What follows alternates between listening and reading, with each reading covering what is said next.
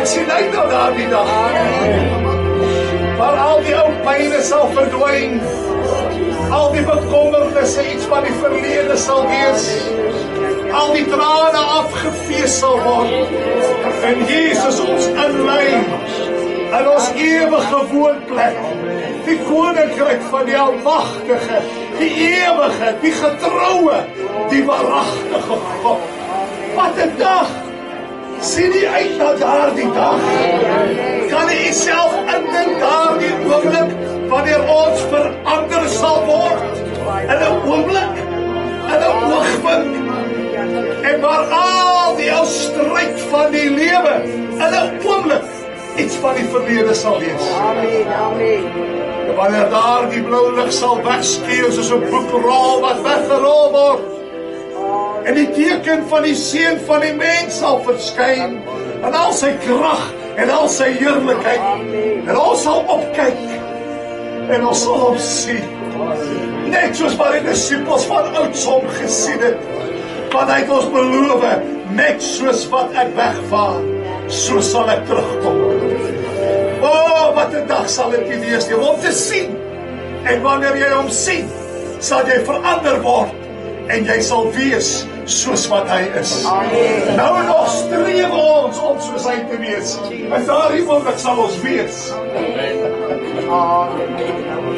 Hoopelik is daar nie te veel veranderinge wat moet plaasvind nie, soos wat ons onsself heilig in die geliefde. Maar wanneer ons hom sien, nie op grond van ons werke nie, maar op grond van sy genadewerk wat hy in ons lewe gedoen het, sal ons verander word. En dan sal ons oorgaan in gebed. En die Here verheerlik en saam met ons juig, sodat ons uitsien na daardie dag. Amen. O Vader, ons weet dit is nie meer lank nie. Yes. Ons weet die koms is voor die deur. Die beste plek wat ons kan wees. Amen. Die teenwoordigheid.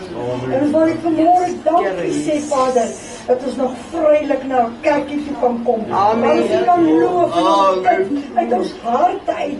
En wat jy sê, leef onder die lofsange van die kinders. En ons sê dankie, Heilige Gees, dat U hier is vanmôre. Amen. Dankie dat U met elkeen vanmôre 'n pad loop. Amen. Dat hulle hierdie week ingaan, Here Jesus. Verander is nog nooit van tevore nie. Hierdie trans aan U op wat ons wil U verheerlik. Amen.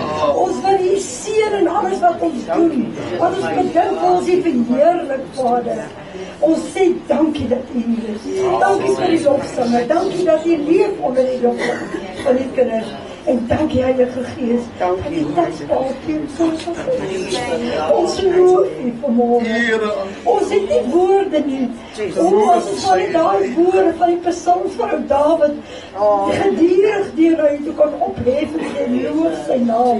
Heilig is hy. O Vader, word verheerlik in U. Amen. Amen. Nou ja, wat wil jy doen? Wil jy nog staan of? Oh, Kanaan. Kanaan. Jy weet die realm daarbo is meer werklik as die realm hieronder. Amen. Want mense leef partykeer asof die realm hieronder 'n groter werklikheid is as die realm daarbo. Maar mag ons hier lewe soos mense wat glo dat die onsigbare, die heerlike, daardie hemelse woning wat ons sien nie, 'n groter werklikheid is as die ou aarde met al sy ellendes. Ons kan saamstem daaroor dat op hierdie aarde is daar niks goeds nie. Ja, amen. Want die mens woon hier. En in die hart van die mens woon daar niks goeds nie. En waar jy die mens kry, daar kry jy probleme. Het jy agtergekom? Waar die mens in beheer is, het jy probleme. Waar die mens op die toneel verskyn, is daar uitdagings en storms. Maar waar die Here in beheer is en waar hy sy verskyning maak, daar is orde en vrede en blydskap en geregtigheid. Nou daar in die hemel heers die koning van die konings. En daar is orde. Daar is gemeenskap. daar is liefde, Yes. daar is vrede. So ek leef hier op aarde tussen 'n klomp mense wat net moeilikheid maak. Maar weet julle waar is my gedagtes? Halleluja. Weet Amen. julle waar is my hart? Ja, amen. Dis hoekom ek in 'n vertrek kan instap en die ouens drink en hulle vloek en ek sit daar en die vrede van die Here Amen. rus op. Amen. Maar weet jy wat nog lekker is, as ek in 'n vertrek kan instap met mense wat eensdenkend is soos ek. Amen. Met Halleluja. mense wat ook die Here soek soos wat ek hom soek. Amen. En ek dink dis hoekom die Here ons so ontmoet hier in hierdie ou kerkie. Want ons gedagtes is op dieselfde plek. Ons is een van siel en een van sin. Ons bedink die dinge daarbo. Ons soek die dinge daarbo. Ons praat van die dinge daarbo. Ons sing oor die dinge daarbo. As ek slaap, dan droom ek oor die dinge daarbo. Is dit ook die getuienis? Want dis waar ons hart. O, en hoe bid ek nie dat ons vanmôre weer sal smaak en sien dat God goed is. Dat ons iets sal smaak van dit wat vir ons inwag. Amen. Daardie dag wanneer die laaste besyn sal plaas. Mag vanmôre so oomblik wees. Amen. Ja, broer en suster, ek is nie blind vir die uitdagings van die hier en die nou nie. Ek is nie blind vir die feit dat Jesus nog nie gekom het. Ja, halleluja. En dat daar, soos my suster gebid het, nog so 'n tree of twee is wat gestap moet word. En ek is bewus daarvan dat hierdie stap wat ons stap op aarde soms doringagtig kan wees. Amen. Soms so 'n bietjie seer kan maak. Soms so 'n bietjie 'n mens onrustig kan maak, bekommerd kan maak. Wie ken bekommernis? Sommige van julle is grys as gevolg van bekommernis. Hulle sê grysheid is wysheid. Nie in alle gevalle. Soms ja, maar ek dink sommige van julle is grys want julle is bekommerd. So kom ons praat 'n bietjie pad langs vandag. Sommige steek hulle grysheid weg agter blondheid.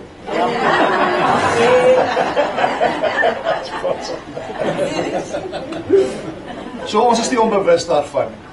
So terwyl ons op aarde is ons hier om mekaar se laste te dra, Ja, amen. om mekaar te leer, Jesus.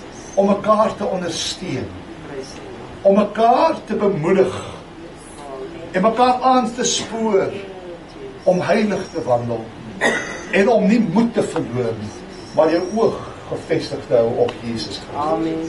Laat ons mekaar opbou dan in die allerheiligste geloof, soos wat Judas vir ons geleer, terwyl ons in die Gees bid. En ek wil vanmôre hierdie diens saam met u op pad stap om u te motiveer om nie nou moed te verloor. Ja, amen.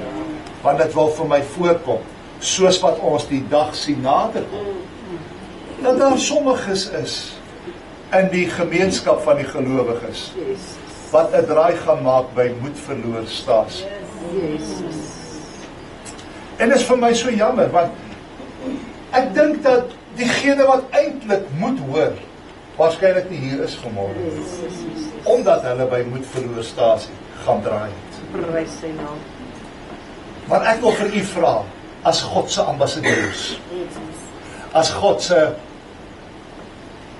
God se spesiale agentskappe, sy agente, om die boodskap te gaan oordra vir die wat dit nodig het.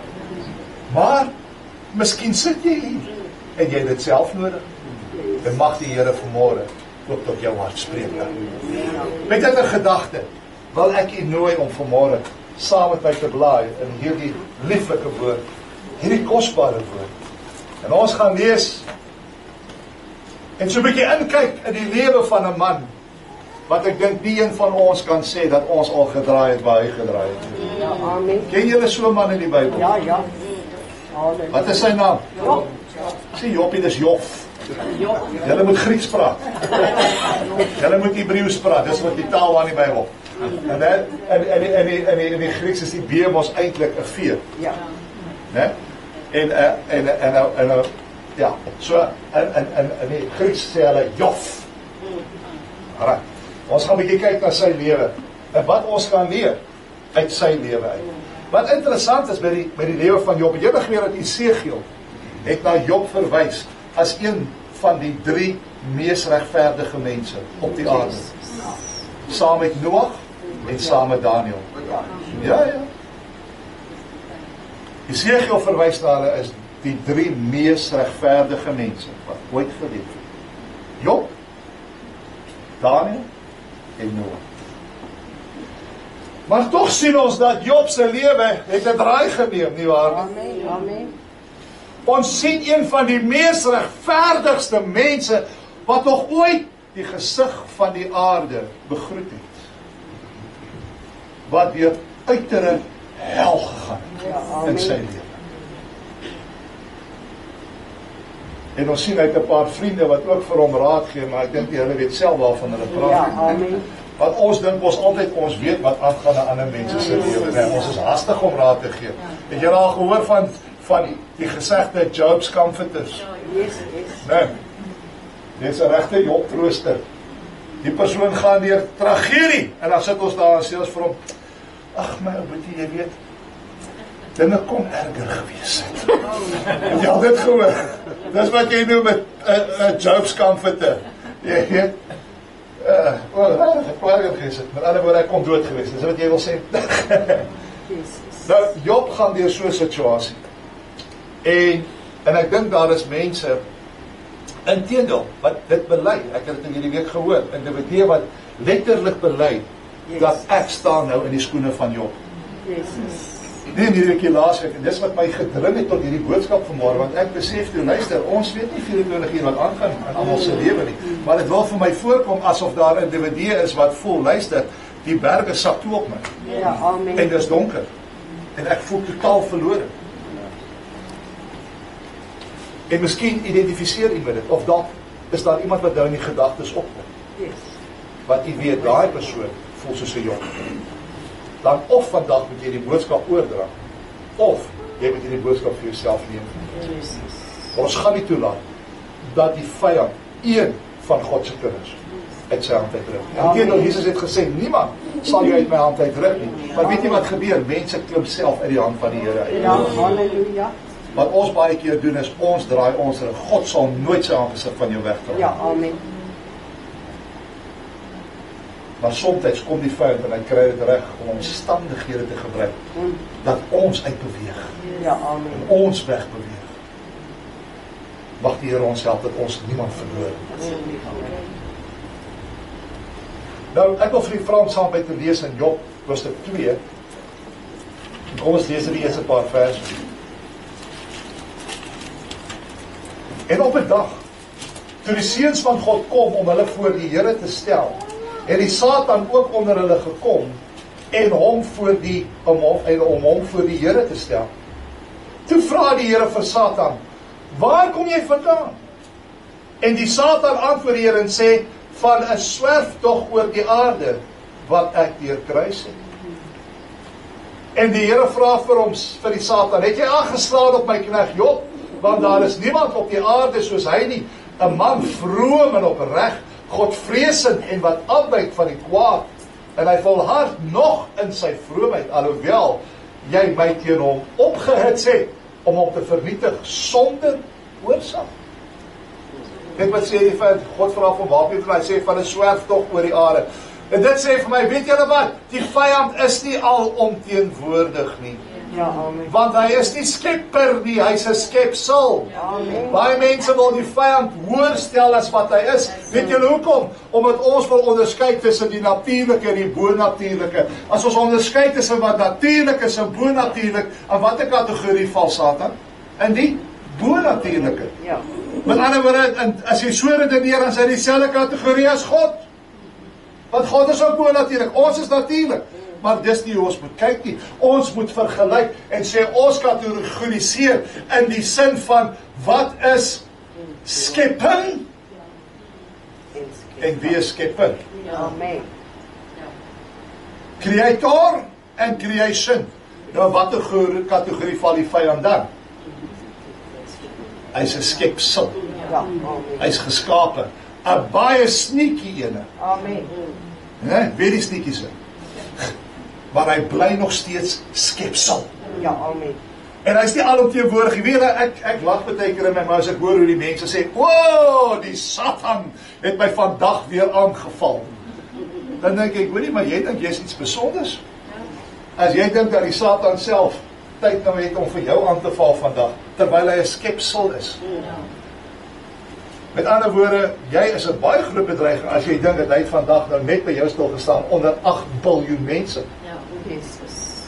Ek sê nie hy het nie baie agente nie. As baie die woorde. En wat jy dink was dalk die Satan self, was dalk een van sy agente wat die lewe vir jou moeilik gemaak het. Maar ons is haastig om te sê, die Satan het my aangeval. Nee, hy is 'n skepsel. Hy kan dit op een plek, op een slag wees. Ek het gehoor van die een man wat gesê het, "O, die duiwel het my aangeval vanmôre. Ek het vanmôre heeltemal verslaap en toe was ek haastig my kos sluk en daar verstik ek aan my kos en ek het swybraai die hele dag en ek jaag toe vir die bus en daar verpas ek die bus want ek was laat opgestaan en daar's ek laat vir die meeting en ek word uitgekruid in die hele dag by die werk omdat ek nie betyds was vir die meeting nie." Joh, die duiwel was los vandag. Vra vir hom, nou sê bietjie vir my, nou maar, hoekom het jy verslaap? Nee man, ek het gisterand vergeet om die wekker te stel. O, jy het vergeet om die wekker te stel. Dis hoekom jy laat gekom het. Maar ek sien julle hoe maklik aan ons die duiwel die skuld gee. Maar hy is 'n skepsel. Maar ons sien dat hy het vir Job onder oë gehad, want met Job was vir hom 'n bedreiging. Ja. Job was vir hom 'n groot bedreiging, want Job was een van die 3 mees regverdigste mense op aarde. Hy sê en toe die Satan, vers 6, die Here geantwoord en gesê, huid vir huid en alles wat iemand het, sal hy gee vir sy lewe. Hoor die Satan se filosofie. Die Satan is nogal filosofies. Ja. Maar strek net die hand uit tot sy gebeente en raak sy vlees aan. Waarlik, hy sal u in die aangesig sien. En die Here sê aan die Satan, kyk, hy is in jou hand. Spaar net sy lewe. En die Satan het weggegaan van die aangesig van die Here en hy het Job met bose swere getref van sy voetsool af tot sy skedel. En hy het vir hom 'n potskerf geneem om hom daarmee te krap terwyl hy in die as sit. Hy het in die as gesit want sy lyf was te seer om op die grond te sit. So hy het in as gesit want dit was net bietjie sagter vir hom. Dit was meer draaglik. Kan jy jouself indink? Toe sê sy vrou vir hom, hier draai sy eie vrou nog. En sy sê vir hom, volhard jy nog in jou vroomheid? Seën God, met ander woorde vloek God. En sterf. Maar hy antwoord haar, soos 'n dwaas praat jy. Die goeie sou ons van God aanneem en nie ook die slegte nie. By dit alles het Job nie gesondig met sy lippe. Dan kyk ek gou vers 11.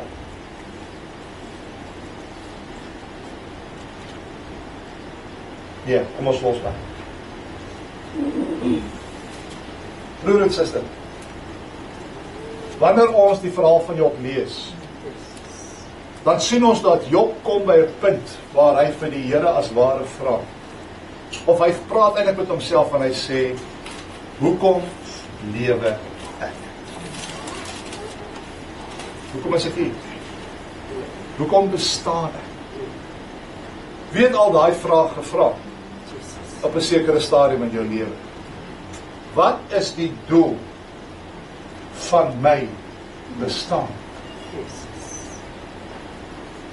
Nou, wanneer 'n mens Job 1 gaan lees, dan kry jy so 'n bietjie agtergrond oor wat aanleiding gegee het tot Job se diepe vrae, lewensvrae wat hy begin vra het as gevolg van die omstandighede waarin hy is. Gee Job 1 vir ons so 'n bietjie agtergrond oor Wat het aanleiding gegee? Wat was die aanloop tot hierdie worsteling in sy lewe? Wel, as jy Job 1 gaan lees, dan vanaf vers 1, dan sien ons dat Job was 'n vrome man. Hy was 'n opregte mens, 'n eerbare man. Ons sien dat Job was geken as 'n man van integriteit. En hy was ook 'n bidder. As jy vers 5 van Job 1 gaan lees, dan sien ons hy het elke dag brandoffers gebring aan die Here vir sy kinders. En hy het elke dag vir hulle gebid. En ons wat ouers is, ons moet maar elke dag vir ons kinders bid. Want die aanloklikhede daar buite is groot. En die vyand begeer vurig om ons kinders se lewens te vernietig. En Job het dit maar al te goed besef. En hy het elke dag vir sy kinders gebid, dat die vyand hulle nie sal mislei. So hy was 'n opregte man. As jy Job 1 vers 3 lees, dan sien ons dat hy was ook skatryk. Gaan lees maar bietjie wat hy alles gehad het. Hy was ryk en tog was hy opreg en vroom. En hy was 'n man van gebed. En dan wanneer jy verder gaan lees in Job 1, dan kry jy as ware 'n kykie agter die skerms van wat is eintlik aan die gebeur in Job se lewe en hoekom die dinge gebeur soos wat dit gebeur in Job se lewe. Nou kyk, dis dan lekker as 'n mens so 'n kykie agter die skerms kan kry van hoekom gaan dinge nou in my lewe soos wat dit gaan. Wie sal like om so 'n bietjie of in 'n droom of 'n visioen, jy weet, net so 'n kykie agter die skerm te kry om te kan sien, why am I going through what I'm going through? Want partykeer maak dit nie sin nie. Dit maak eenvoudig nie sin nie. Maar Job 1 gee vir ons so 'n kykie. Dis asof Job 1 vir ons 'n skrif gee om vir ons te wys in Job se lewe wat gebeur in die onsigbare riem. Dinge wat Job self nie eens weet wat besig om te gebeur. Maar die skrif gee vir ons kennis oor wat is lewe. Dis al lekker, ons sit hierdie kant van die boek en ons lees wat gebeur in 'n ander mens se lewe. Hy weet nie hoekom dit goed gebeur nie, maar die Bybel sê vir ons hoekom dit gebeur. Maar vir hom maak dit nie sin nie. Selfs sy vriende het nie verstaan wat aan die gebeur. Hulle het gedink hulle verstaan wat aan die gebeur. Maar hulle het nie verstaan nie. En omdat hulle gedink het hulle verstaan, maak hulle toe verkeerde gevolgtrekkings. En as jy die verkeerde gevolgtrekking maak, dan gaan jy ook die verkeerde raad gee, nie waar nie? As jy sê, nee, ek weet wat's fout in jou lewe. Maar jy weet nie regtig. Jy dink jy weet. En dan gee jy raad, maar as dit die verkeerde raad. En dis presies wat sy vriende gedoen het.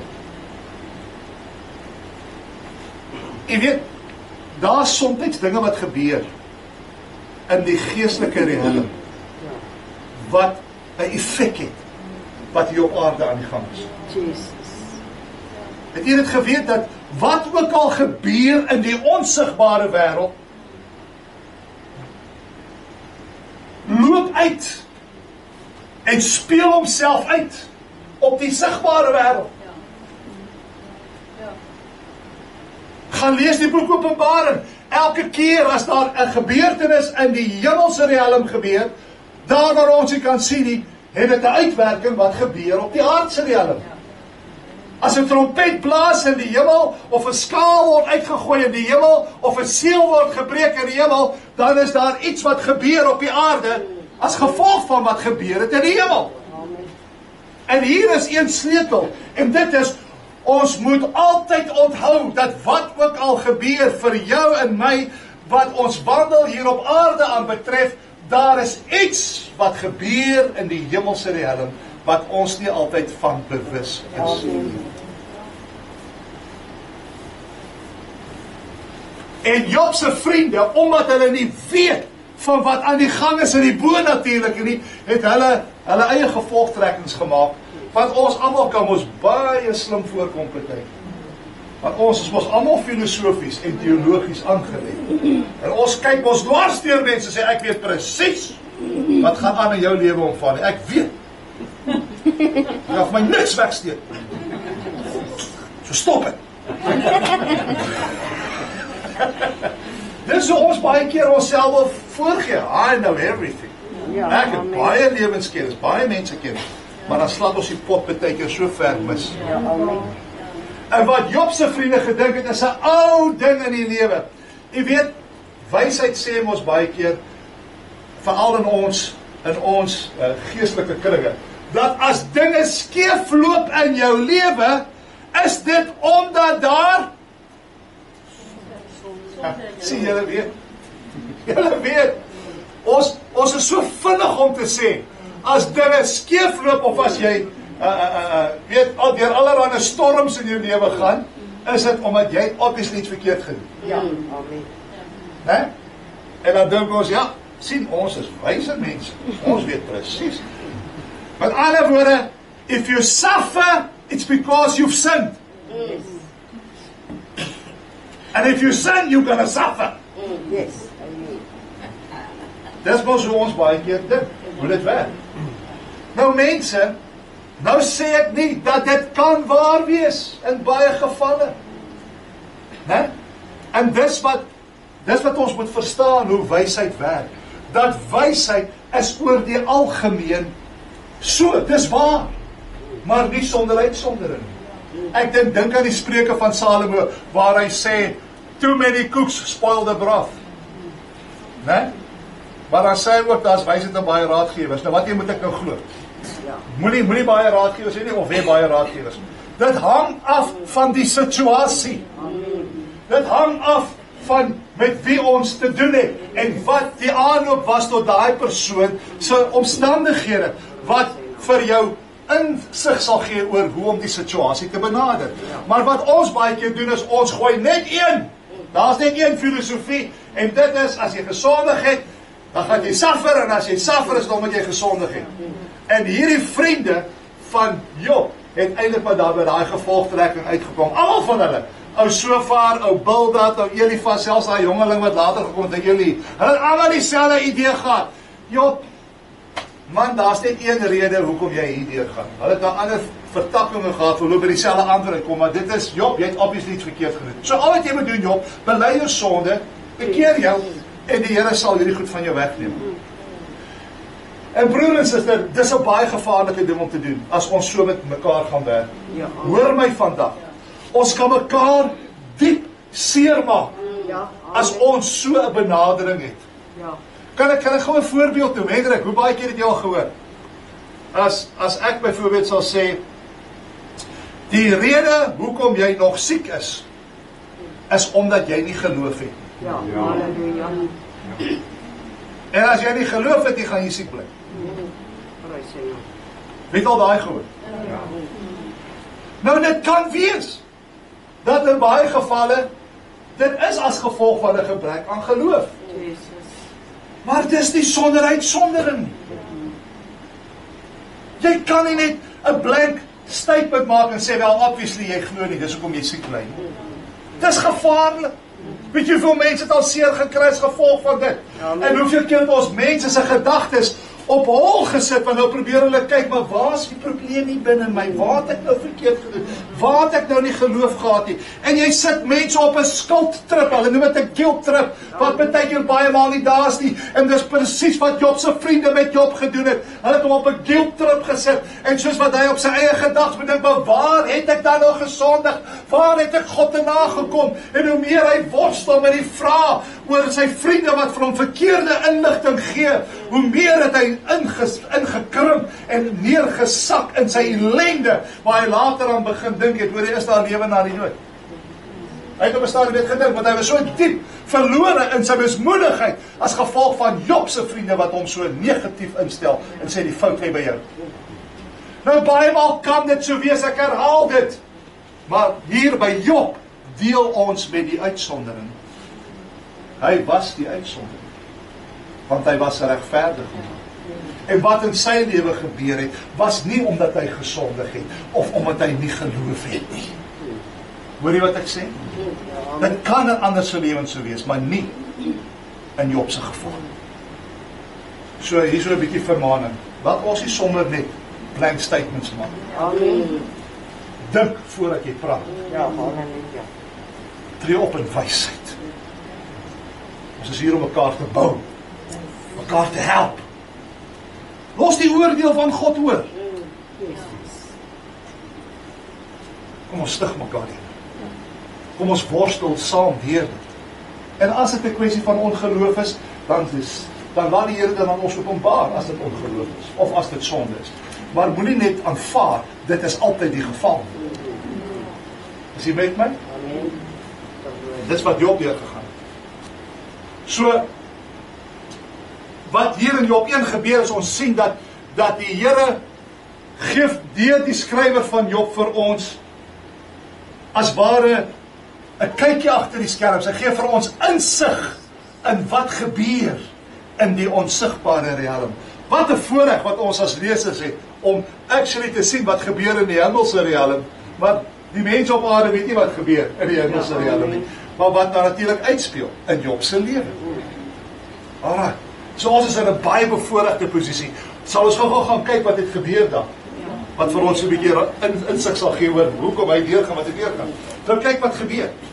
Hy sê daar in vers 6, kyk wat gebeur in die hemelse riem. En op 'n dag, toe die seuns van God kom om hulle voor die Here te stel, het die Satan ook onder hulle gekom. Jy sien daar in die hemel, lyk my, het hulle soms vergaderings. Hulle het, soos hulle sê in Engels, council meetings. Ja?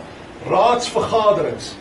En hierdie seuns van God is verwys na engele van die Here, wat voor die Here kom en dan aan die Here kom terugrapporteer oor sekere dinge wat hulle opdrag voor gekry het. Nou, Satan se funksie was, hy moes kom terugrapporteer aan die Here oor al die sondes wat die mense doen. So hy het na die Here toe terug, maar hy is die aanklaer van die broers, né? Hy is die aanklaer. Weet, hy is hy werk vir die staat. Hy werk nie vir die verdediger nie. Jesus werk vir die verdediger. Hy is ons voorspraak. Maar die Satan werk vir die staat. The state versus my Lord Jesus Christ. En as ek Jesus sê, dan weet die verdediger elke keer. Maar hy werk vir die staat. So hy kom en sê, Here, nooit dit nou weer vandag, en hy nou weer, woe! Die goed wat hy kwyt geraak het, toe daai taxi voor hom, Here, jy moes gehoor het. Ek weet, julle, is so wit en swart, ek het die recording. So hy klaar aan. Joch, ek wonder as ek Saterdag op so een dag, my dag af voor die Here moet gooi, wat kom nie alles daar uit nie? Ek laat sak my skop en kom. Maar in elk geval, so hy is die aanklaer van die broers, en hy kom voor die Here, en hy sê vir die Here, van al die goed wat die mense doen. Nou, ek weet nie wie van julle het iemand in die politiediens. Nou, ek het 'n broer wat in die politiediens was, en die broer van my het nog 'n seun, wat ook onlangs tot nog in die politiediens was. Maar hy het die politiediens gelos, want hy sê, jy sal absoluut van jou kop afraak, as jy in 'n politiediens bly. Want hy sê, die gevalle waarop jy afkom, die moordtonele, die absolute boosheid van mense en hoe hulle dinge doen, dit maak jou sinies. Dat as jy elke dag moet vaskyk in al hierdie dinge wat gebeur, hy sê dat jy gaan later by 'n plek kom wat jy dink daar's niemand meer goed in die lewe nie. Dat almal is bad, die hele samelewing is net sleg. So met ander woorde, as jy heeltyd in 'n sekere scenario self bevind, kan jy later sinies raak en jy dink there's no good people anymore. En dis presies wat by die Satan se situasie is, want al wat hy na kyk is wat mense alles verkeerd doen. En hy begin sinies raak. Wel, hy is ook al die tyd sinies gewees, maar nou is hy besonderlik sinies. Want hy dink, daar's niemand meer goed nie. En die Here sê vir hom, wel, jy's dalk reg in baie gevalle, daar's baie wat nie goed is nie. Maar het jy dalk draai gemaak by Job se huis? Né? Het jy draai gemaak by Job se huis? Ja, Satan, jy is dalk reg, daar's baie wat nie goed is nie. Maar het jy aggeslaan op my knegt? Ja. So hier staan die Satan voor die Here, en kyk wat gebeur. Hy sê, toe vra die Here vir Satan, waar kom jy vandaan? En die Satan antwoord die Here, van 'n swerftog oor die aarde, wat ek deurkruis het. En die Here sê vir ons, Satan, het jy ag gegee op my knegt Job? Want daar is niemand op die aarde soos hy nie. 'n man vroom en opreg, Godvreesend en wat afwyk van die kwaad. So die Satan kom, hy wil beskuldigings inbring, maar die Here sê, maar ek wil jou tog jou aandag vestig op een spesifieke persoon. In die naam van Job. En die Here gebruik hierdie woordjie, toe hy met Satan praat, hy sê, het jy ag geslaan. Nou daardie woordjie ag slaan, is eintlik 'n militêre woord. Daai woordjie, as jy hom gaan opsoek, sal jy sien, dit beteken om iemand te analiseer. Iemand of iets of 'n situasie te analiseer, om hom te ondersoek. Met die doel om daardie situasie of gebied of stad of persoon aan te val en om ten einde suksesvol te verower. So toe God vir Satan sê, het jy ag geslaan, toe skryf hy vir die Satan, het jy Job geanalyseer? En het jy plan om hom aan te val en om te verower? En wat was Satan se antwoord? Ja, ek het op Job ag geslaan. Hulle sê vir hom, het jy ag gegee, want daar is niemand soos hy nie. En die Satan antwoord en sê vir die Here vers 9, is dit verniet dat Job God so vrees? Met ander woorde, ja Here, ek het ag geslaan op hom. En ek het 'n plan in gedagte. Maar daar is 'n probleem, Here. En kyk, wat is die probleem? Hy sê, in vers 10, hy sê, en nie self hom en sy huis en alles wat hy het, aan alle kante rondom beskut nie. Hy sê, Here, jy het 'n muur rondom hom gebou. Ek kan nie by die man uitkom nie. Die blydskap van die Here is jou en my beskutting. Die blydskap van die Here gee my krag vir elke dag. Sien, ons het ook beskutting. Amen. Maar jy moet jou verbly in die Here. Weet jy, staan is daar 'n vyand wat jou ondergang soek. Wat maak seker dat jy is beskut. En jou beskutting is om jou te verbly in die Here. Hy sê, Here, maar jy het 'n muur rondom hom gebou. Hy sê, en die werk van sy hande het u geseën en sy vee het sterk vermeerder in die land. Maar strek dit die hand uit en tas alles aan wat hy het, waarlik hy sal hier in die aangesig seën. Jy sien, hier kry ons die vyand se eerste filosofie. Hy sê, Here, u het nou meer rondom gebou. Hy sê, maar as u my sal toelaat, sal ek hom aanval. En ek sal alles van hom wegneem. En ek waarborg u, Here, dat wanneer hy alles verloor, sal hy u vloek. Hy sal u aangesig seën. Hy sê, want Here, ek het tot die gevolgtrekking gekom, dat die mens dien u net vir die voordeel wat dit inhou. Dis al hoekom hy u dien. Hy sê, u seën hierdie man so, hy doen so goed, maar vat weg wat hy het, en hy sal teen u draai. Nou dit mag wees in baie gevalle dat dit so is, dat baie mense dien die Here vir die voordeel wat hulle daaruit kry. Maar dit was nie in Job se geval so. So ons sien die Satan se eerste filosofie. En wat is interessant, hy sê, Here, u het 'n muur rondom gebou, hy sê, maar laat my toe. Weet u wat? Dit geef my ook berusting. Dat God vir die Satan moet toestemming gee. Om by jou uit te kom. Dit sê vir my dat Satan se mag is beperk. Tot God se toestemming. Om jou aan te val. Met ander woorde, God sê vir Satan, goed, ek sal jou toelaat, maar jy mag aan sy lewe nie vat nie. Met ander woorde, God stel die grense. Hy kan so ver gaan, maar nie sy lewe vat. En dit is wat ons leer in Korintiërs 10:13, dat die Here sal nie toelaat dat ons bokant ons vermoëns versoek word nie, maar hy sal saam met die versoeking uitkoms gee. So hy sal vir die Satan sê, nou maar is goed. Jy kan aangaan daar, maar hier is die grense. Maar die wonderlike ding is, soos wat die Satan sy plan uitvoer, so gee God nog uitkoms as hy sy aangesig soek. Amen. So die vyand het nie nodig om in een opsig suksesvol te wees in jou lewe nie, want daar's altyd 'n way out. Die Here skep daardie weg uit. Maar jy moet sy aangesig soek. Hy sal jou uitkoms gee, maar jy moet hom eer. So hy sê vir die Satan, jy kan hom aanval, maar jy mag in sy lewe nie vat nie. En wat gebeur toe? Ons sien dat die Satan gryp die geleentheid aan. En die Satan het weggegaan van die aangesig van die Here. En hy gaan doen toe wat die Here hom toelaat. En alle hel breek los in Job se lewe. En hy sê in vers 13, op 'n dag, terwyl sy seuns en sy dogters besig was om te eet en wyn te drink, en in die huis van hul oudste broer, kom 'n boodskapper en Job sê vir hulle, terwyl die beeste aan ploë was en die esels aan wy langs hulle, het die Sabeërs 'n aanval gedoen en dit weggeroof, en hulle het die dienaars met die skerpte van die swaard verslaan. Net ek alleen het ontvlug om dit te vertel. Terwyl die een nog spreek, kom daar 'n ander een en sê, die vuur van God het van die hemel geval en gebrand onder die kleinvee en onder die dienaars, en dit het hulle verteer, en net ek alleen het ontvlug om dit te vertel. Luister, hierdie goed gebeur alles op een dag. Ja.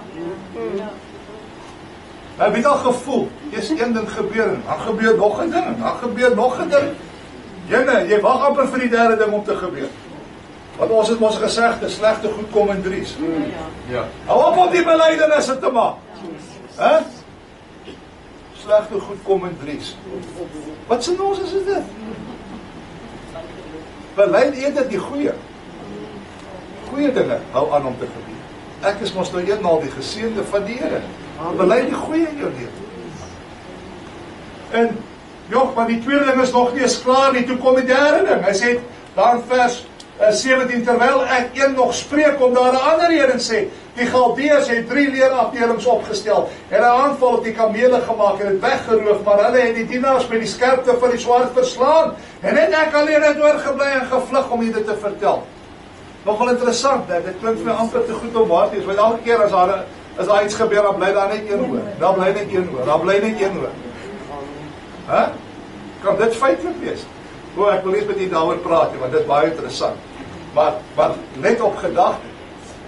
Terwyl die een nog spreek, kom daar 'n ander een en sê, die seuns en die dogters was besig om te eet en wyn te drink in die huis van hulle oudste broer, toe daar met eens 'n groot wind oor die woestyn kom en wat die huis van die 4 hoeke gryp, en dit het op die jong mense geval, sodat hulle gesterf het, en net ek alleen het ontvlug om dit te vertel. Tragedie, opdrag, 4 tragedies in een dag. Amen. 4. En ons sien dat in een dag verloor Job alles wat hy het. Hy het 7 seuns en 3 dogters gehad. Hulle is almal gone op een dag. Kan jy jouself indink, jy 10 kinders, al 10 sterf op een dag. Kan jy jouself indink, al jou besittings verloor jy. Ja, Een dag.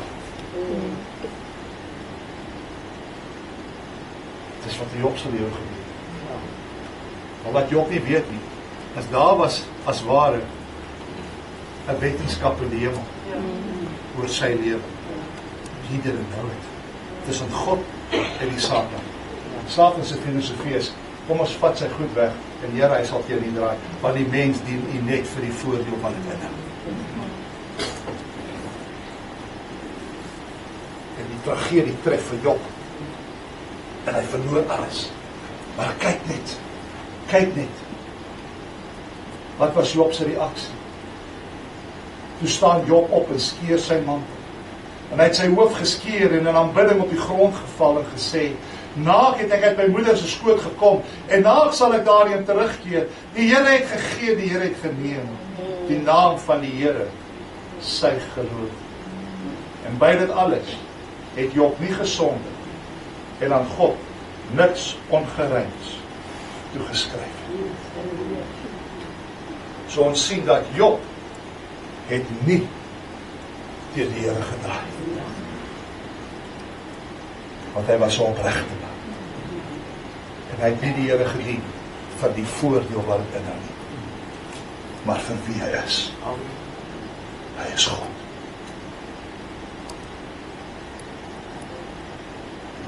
En ons sien dat die vyand het nie geslaag in sy missie. Maar daar kom toe 'n dag wat hulle weer voor God verskyn. Die raadslede. En die Here sê weer vir hom, het jy afgeslaan op my knegt Job? Hy sê, ja, ek het. En hier kom sy tweede filosofie. Is amazing, hoe is een filosofie nie werk nie, dan soek ons aan die ene. Maar werk gaan hy werk. Dis amper soos die evolusie-theorie. Jy weet, die theorieë word so een na die ander as onwaar bewys, maar ons gaan nog iets probeer om te wys, jy kan lewe skep uit niks uit. Maar elke keer al faal hulle. Maar wat my so kwaad maak, nou sit hulle daai theorieë in ons kinders se skoolboeke en verkondig dit as waarheid. Asof dit wetenskap is. Dis nie wetenskap, dit is 'n teorie. En jy kon nog nie teorie waar bewys nie. Julle kon nog nie lewe skep uit niks nie, maar julle wil van ons kinders kom leer dat ons is as gevolg van 'n reeks toevallige gebeure. Maak my kwaad hoor. Sien hoe kwaad is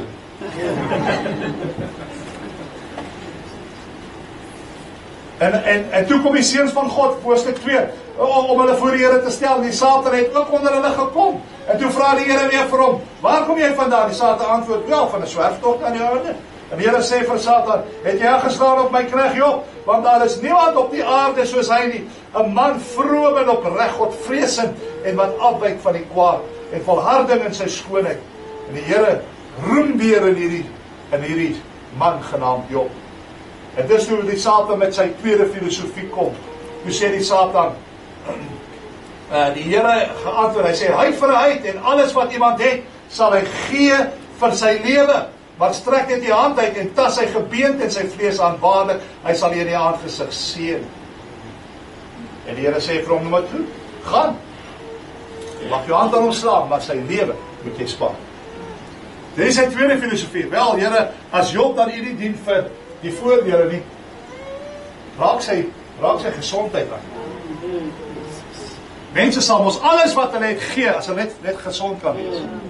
Ne? So ja, hy het ook die eerste toets geslaag, maar kon seker vir die tweede inslag. En ons lees verder, dat daardie dag, nadat Job alles verloor het, toe slat sy hele liggaam uit, met bose swere. Dat daar nie 'n plekje op sy lyf is, wat nie aangeraak is nie. Soveel so dat hy moet begin krap met 'n pot skerp. Imagine jou hele liggaam juk. Ek juk oor een muskiet wat nou tussen my tone gebyt is. Sy hele liggaam juk. En in een dag verloor Job alles wat die lewe op aarde moontlik maak om 'n bestaan te voer. Dink bietjie daaroor. Hy verloor sy besittings. Hy verloor sy kinders. Hy verloor eintlik sy vrou ook, want sy raak so negatief, want sy sê vir hom, man, draai teen God, vloek God en sterf. Hy verloor die simpatie en die empatie van sy eie vrou. En nou verloor hy nog sy gesondheid ook. Wat het hy oor? Sy lewe is gereduseer tot die basiese standaard van oorlewing. En weet julle wat is dit? Om asem te haal. Ja. Dis al wat hy nog het. Dis die asem. Nou wil ek vir u vra, was jy al ooit in so 'n scenario gewees? Never.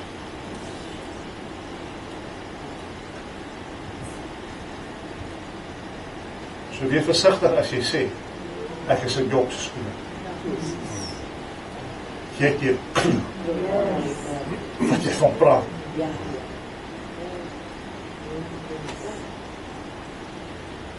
Niks. En weet jy, dis wanneer 'n mens kom by 'n plek in jou lewe waar jy voel jy het alles verloor. Ja, amen. Wat jy baie maal vir die eerste maal regtig begin dink oor die vrae in die lewe wat regtig saak maak. Dis dan wanneer 'n mens begin dink oor hoekom is ek hier? Hoekom bestaan ek? Wat is die doel van my lewe? Jy weet, meeste van ons se lewe draai eksklusief rondom die materiële. Yes. Jou gedagtes en jou tyd word oorwegend opgeneem deur wat moet ek doen om 'n bestaan te voel hier op aarde. Kom ons wees bietjie eerlik. Amen. Wat word meeste van ons gedagtes in die tyd nie opgeneem? Hoe gaan ek my huishuur betaal? Hoe gaan ons die krag betaal? Hoe gaan ons motor huur betaal? Of ons motorpaaiement betaal? Hoe gaan ons die skoolgelde betaal? Wat gaan ek eet vanaand? Wat eet ons? Is dit nie maar tog wat meestal deur 'n mens se gedagtes hardloop? En ons sit ons tyd in om dit moontlik te maak, ons net kan eet, dat ons net alles kan betaal. En ons lewe word opgeneem deur die materiële. Want ons is daarom nog in die loop. Ons is nog nie waar Job is nie. Ons het nog 'n job nie. En dinge is nog relatief by mekaar. En ons probeer so hard om dit by mekaar te hou. Ja, amen. En wanneer jy in hierdie fase van jou lewe is, sal jy beswaarlik uitkom by die dieper vraag van die lewe. En dit is, hoekom is ek eintlik hier? Wat is die rede vir my bestaan? Want jy is nog so betrokke in hierdie, soos hulle in Engels sê, die rat race of life. Maar Job was gestroop van alles. En dit het hom by 'n plek gebring wat hy begin ondersoek en stel in sy lewe. Why am I here? Job het nooit God gevloek nie, maar hy het wel die dag vervloek wat hy gebore is. Amen. En as gevolg van sy situasie in sy lewe, het hy by die plek gekom wat hy sê, wat is die doel van die lewe? Hoekom bestaan ek? Hoekom gebeur goeie goed met slegte mense? Wie van ons het al geworstel met die vraag rondom swaar kry in die lewe? Hoekom is daar swaar kry? En hoekom moet ek, wat die Here dien, deur swaar kry gaan, terwyl my buurman wat 'n godlonaar is, leef soos 'n koning? Wie het al daai vraag gevra? Dit gaan deur 'n mens se gedagtes nie waar. En is dan wat die vyand ook dit gebruik om jou te laat begin twyfel in God en sy goedheid en sy vermoë. Jy sê, hoekom worstel ons met verdrukking en swaarkry? Weet julle hoekom? Want dit is eintlik 'n goeie ding as jy worstel met verdrukking en swaarkry en die vraag vra. Want dit sê vir my jy die regte perspektief wie God is. Want weet jy hoe sê ek dit? Want as jy glo dat God is 'n slegte God, met ander woorde, hy is bad, sal jy dan 'n probleem hê met betrekking tot swaar kry? Nee, jy sal sê wel, ek kry swaar, want God gee nie om nie, hy is 'n bad God. Of, as jy sê, ag, God is 'n swakkeling, hy kan niks doen nie, hy is maar net, eintlik van my afhanklik, want ek moet my eie dinge uitwerk. Sal jy dan 'n probleem hê met swaar kry? En jy sal sê, nee, ek kry swaar, want God is nie in staat om my te help nie. Maar is juist omdat ons weet, dat God is goed. Dis juist omdat ons weet, dat God is almagtig. Dat hy kan enigiets doen. Dis hoekom ons worstel met, maar hoekom gaan dit so in my lewe? Hoekom kry ek dan so swaar? Hoekom doen die Here niets? Hy is dan in staat om dit te doen. Ons worstel met hierdie idee van hoekom gaan ons deur wat ons deur.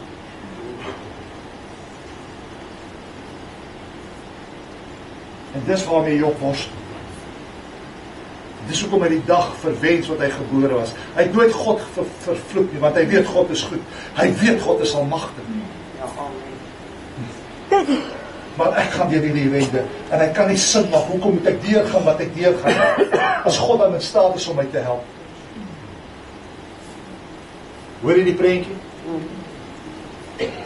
So hy het alles verloor. Nou broer en suster,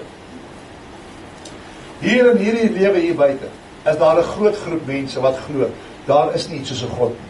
Ja, amen. Ken jy sulke mense? Hulle noem hulle ateïste. Pessimistiese ateïste. Hulle sê daar is nie 'n God nie, en as daar dan nie 'n God is nie, en ons is maar net per toeval hier. Ons is eintlik die gevolg van 'n reeks toevallige ontploffings. En 'n paar toevallige, hele klomp duisend toevallige ontploffings en toevallige samesmeltings en vergassinge wat plaasgevind het en ja, toe's daar hierdie protoplasma wat met water kontak maak en daar kom toe so een oogsly monster daaruit wat toe nou ontwikkeling wat ons nou is vandag oor 60 miljoen jaar gelede. As ek so 'n boek lees, eendag 60 miljoen, maak asseblief die boek toe, want dit is 'n fortune wat hulle vir jou gaan verkondig. Alraai. Ja. Maar daar is van die mense wat dit glo. Ja. En as dit so is, dan kom jy by die gevolgtrekking dat daar is eintlik geen objektiewe doel in die lewe nie, want ons is maar net toevallig hier. Ja. Né? Dis waar hy uitkom. So daar's eintlik 'n rede hoekom ons hier sien. Jy moet maar die beste maak van die saak. En hulle doen die beste. En wat sê hulle? Wel, kom ons eet. En kom ons drink. Want môre sterf ons. Kom ons party man. Kom ons gaan na alles wat ons wil gaan. Want daar is tog geen werklike doel in die lewe nie. So kom ons maak die beste van die lewe nou. Want jy weet hoe lank jy nog gaan asemhaal. Maar vriende, ons het 'n boek genaamd die Bybel. Amen. En dit vertel vir ons iets anders. Dit vertel vir ons dat ons is nie 'n toeval nie. Ons is nie hier as gevolg van 'n reeks toevallige ontploffings nie. Hierdie boek sê vir my dat daar is 'n God in die hemel. En hy het ons geskape met sy magtige regterhand, na sy beeld en sy gelykenis. En weet julle hoekom het hy ons geskape? Want hy wil hê dat ons in gemeenskap met hom sal lewe. He's looking for relationship. Amen. Nou broer en suster, jou geloofsoortuiging gaan in 'n groot mate bepaal hoe jy die lewe gaan benader. As jy glo dat ek is maar net 'n toeval, hoe gaan jy leef? Jy gaan leef net vir die hier en net vir die nou. En hoeveel mense leef so? Hulle leef met geen bewustheid, geen begrip, geen konsep van lewe na die dood nie. They live for here and now. En weet julle hoe leef hulle? Hulle leef met hierdie filosofie. Ek eerste. Yes. Ken jy sulke mense? Ek kom eerste in alles. My belange, en as ek tyd oor het, sal ek kyk na jou belange. Maar daar's bitter min tyd oor, want my belange is bitter intensief, en dit vat al my tyd op. Ken jy sulke mense? Hulle het 'n ek eerste mentaliteit. En hulle roem daarin om te kan sê, I did it my way. Die ken sulke mense. It's about me. And it's about what I want to do and how I want to do it. So moenie interfereer nie. Maar dis 'n lewensuitkyk Want jy's net bewus van hier en nou. Jy's net bewus van die materiële. Jy het jou gedagtes en jou tyd laat opneem deur hoe eet ek, hoe drink ek, hoe betaal ek dit, hoe gaan ek hierdeur kom? Jou hele lewe is opgeneem deur hier en die nou. Sy lewens uitkyk. Nou ja, wie wil nou bely? Ons gaan nou geleentheid gee vir die wat wil bely. Enigiemand wat wil bely?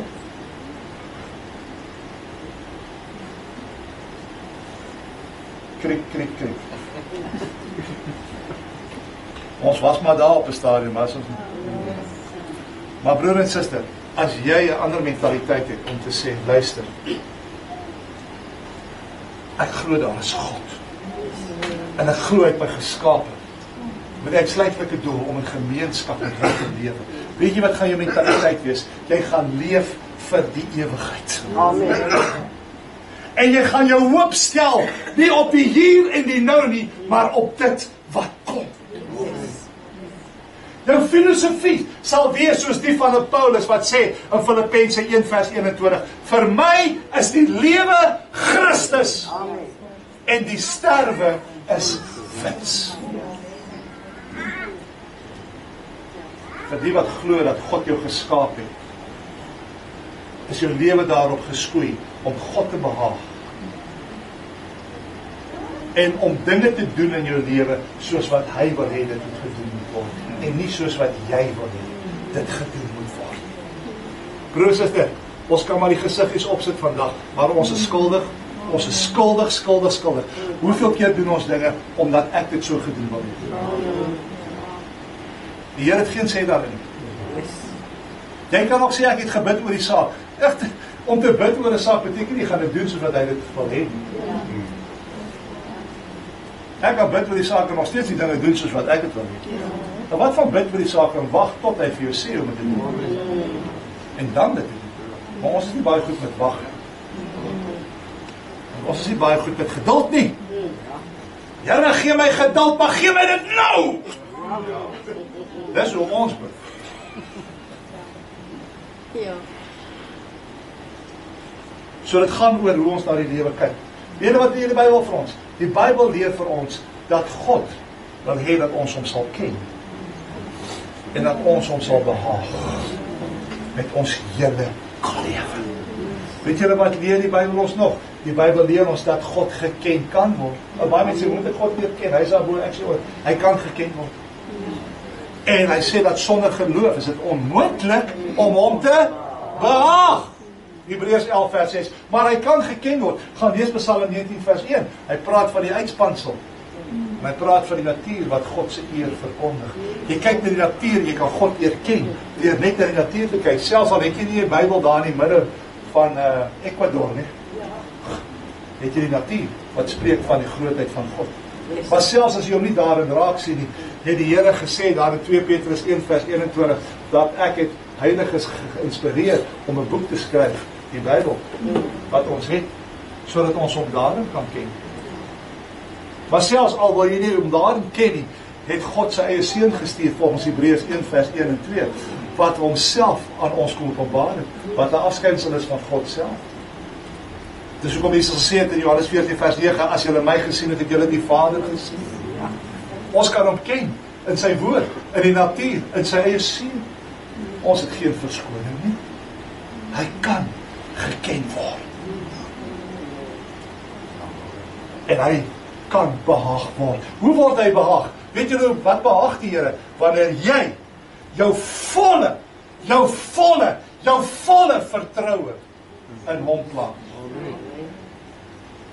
Kyk gou wat sê Johannes 6:28. Daar ons praat van volle vertroue in Jesus plaas. En dis wat ons nodig het in hierdie lewe. Johannes 6:28.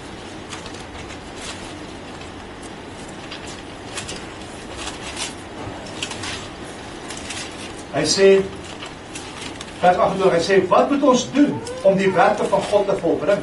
Jesus antwoord en sê vir hulle, dit is die werk van God, dat julle in hom glo, wat hy gestuur het.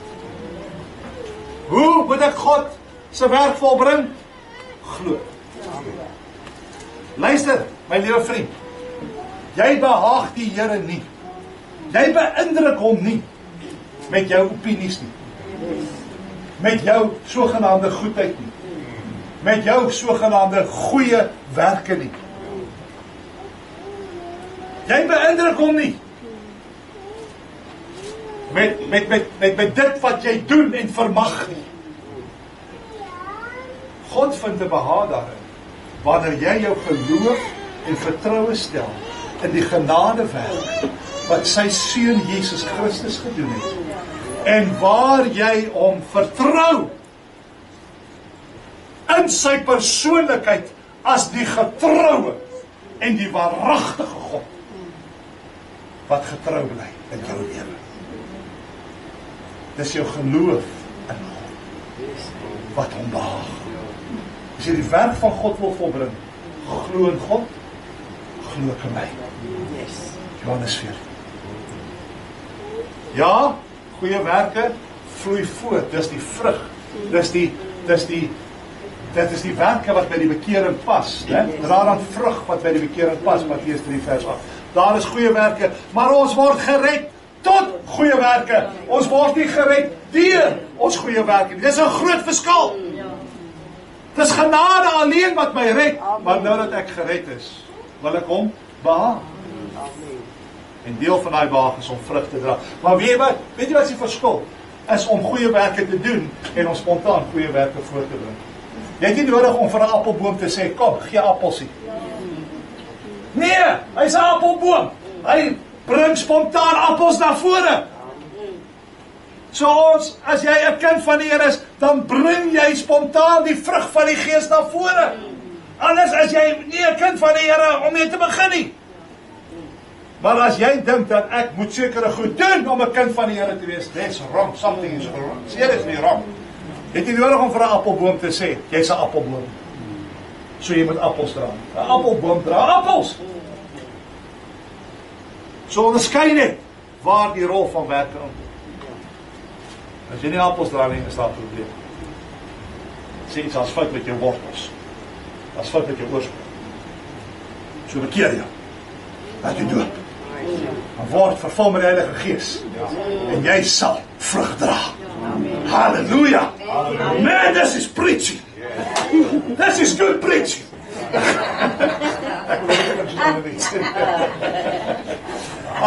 Ek moet klaar, maar my tyd is verby.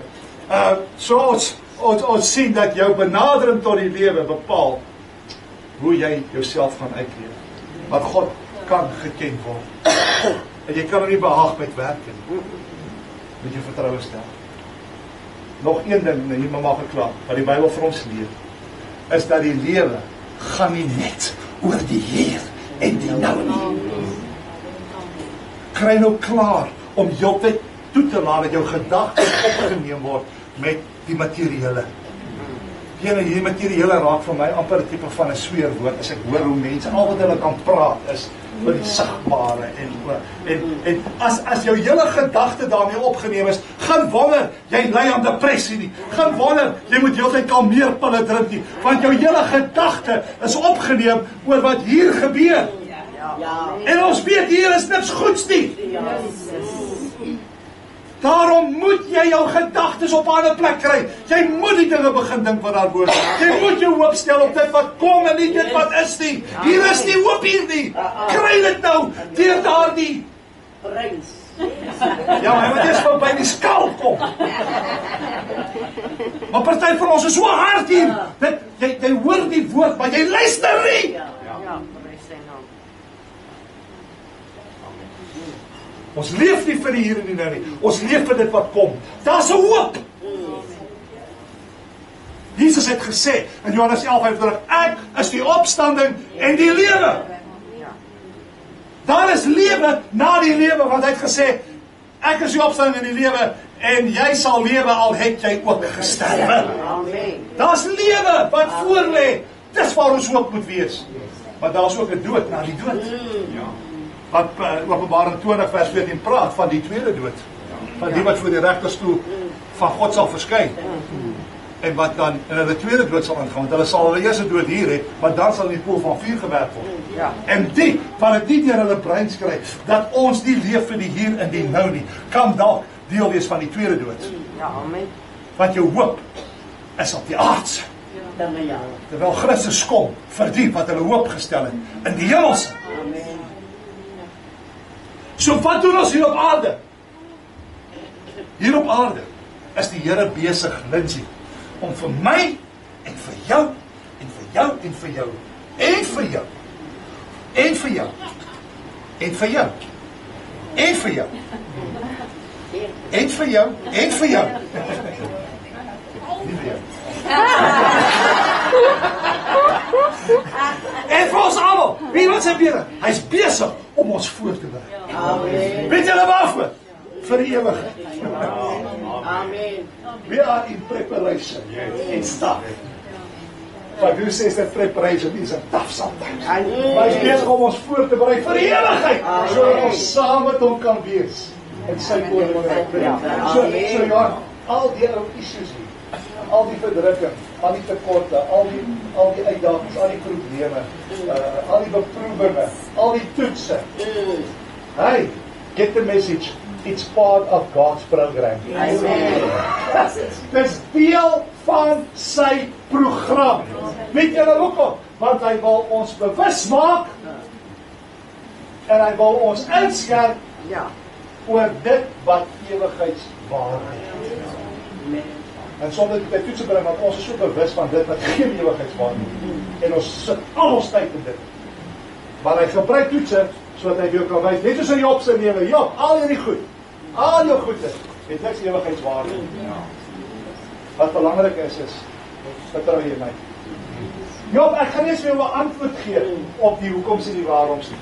Maar vertrou jy my genoeg, dat al het jy nie 'n antwoord op die hoekoms en die waaroms nie, sal jy sê, God weet wat die beste is. En al antwoord hy my niks nie, weet ek, hy het my beste belang op sy hand. Ek het die antwoorde nie, want dis waar God ons wil hê, wat ek sê, Lord, I trust you. This is bad what I'm going to do, but I trust you, you're going to get me through this. Jy gaan my hier dit kry. Dis waar God ons wil hê. So broer en suster, alles wat ons deurgaan, is net God wat ons wil kry, om ons aandag af te haal van die tydelike. Ja. Soms moet hy goed wegvat. Hy moet die tydelike wegvat, sodat jy kan begin 'n dieper dink. Ja. Sien weet my? Hy vat jou aandag weg van die tydelike, deur die tydelike weggevat. En dan begin jy dink aan die ewige. Amen. En jy begin jou versuur instel op dit wat ewig is. Jy leef vir die ewigheid, nie vir die tydelike nie. Amen. Gaan lees op julle eie tyd, want my tyd is verstrek, maar gaan lees 2 Korintiërs 4, 17 en 18. Gaan lees dit. Miskien kan ek net hierdie een versie lees, dan is ek klaar. Romeine 8, vers 18. Maar gaan lees op 2 Korintiërs 4, 17 en 18. Hy sê, kyk hierso, hy sê, want ek reken dat die lyding van die teenwoordige tyd nie opweeg teen die heerlikheid wat aan ons geopenbaar sal word. Dis waar die Here ons wil. Ons moet leef vir daar, nie vir hier. So hoekom is ons hier? Om ten einde saam met die Here in heerlikheid te wees. En dit word moontlik gemaak deurdat ons in 'n liefdesverhouding met die Here inbeweeg. En dat ons in alles wat ons doen en in ons dienaarskap teenoor hom sal dien met alles wat ons het en met alles wat ons is. Dit is eintlik wat die vraag of die antwoord op die vraag van hoekom is ons hier? En hoe gaan ons hier deurkom? Is julle met my? Amen.